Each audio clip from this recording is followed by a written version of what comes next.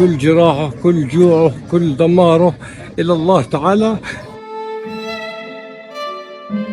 বিশ্বের নানা প্রান্তে উদযাপিত হচ্ছে পবিত্র ঈদুল আজহা। দেশে দেশে ত্যাগ আর আনন্দের উৎসবে সামিল হয়েছেন মুসলিমরা। কিন্তু অবরুদ্ধ গাজা উপত্যকায় ঈদ কোনো আনন্দ নিয়ে আসেনি, বরং গাজাবাসীর কাছে ঈদের দিনটি অন্যান্য দিনের মতোই আরেকটু বেশি বেঁচে থাকার সংগ্রাম। ১৯ মাসের বেশি সময় ধরে চলা যুদ্ধ গাজার ঘরে ঘরে পৌঁছে দিয়েছে বিষাদ, আতঙ্ক আর ক্ষুধা।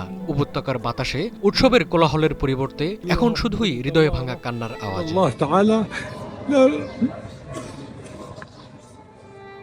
حسبنا الله ونعم الوكيل.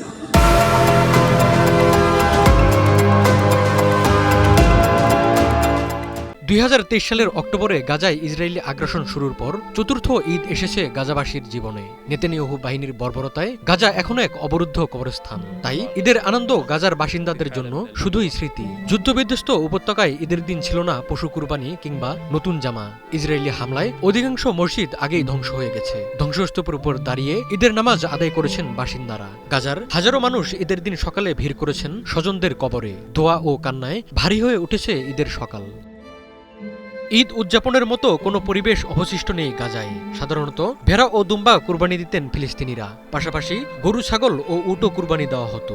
এজন্য পশু আমদানির উপর নির্ভর করতে হতো গাজাবাসীর। কিন্তু উপত্যকায় ৩ মাসেরও বেশি সময় ধরে কোনো গবাদি পশু প্রবেশ করেনি। গাজায় যেসব পশু লালন পালন করা হয়েছিল সেগুলোর বেশিরভাগই যুদ্ধে প্রাণ হারিয়েছে। ফলে পশু কুরবানি সম্ভব হয়নি। বহু পরিবার ঈদের দিন শুকনো রুটি খেয়ে দিন পার করেছে।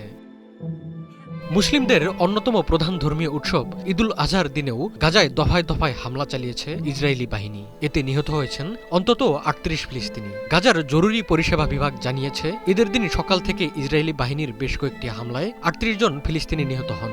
এর মধ্যে উত্তর গাজার জাবালিয়ায় এক হামলায় নিহত হন ১১ জন।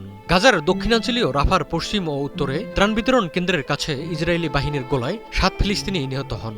এর মধ্যেই শুক্রবার গাজায় সব ধরনের ত্রাণ কার্যক্রম বন্ধ রাখার কথা জানিয়েছে গাজা হিউম্যানিটেরিয়ান ফাউন্ডেশন।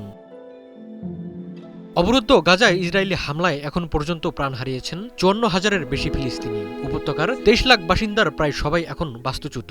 খাদ্য সংকট পৌঁছেছে চরমে। প্রায় ৫ লাখ মানুষ ভুগছেন চরম খাদ্য নিরাপত্তাহীনতায়।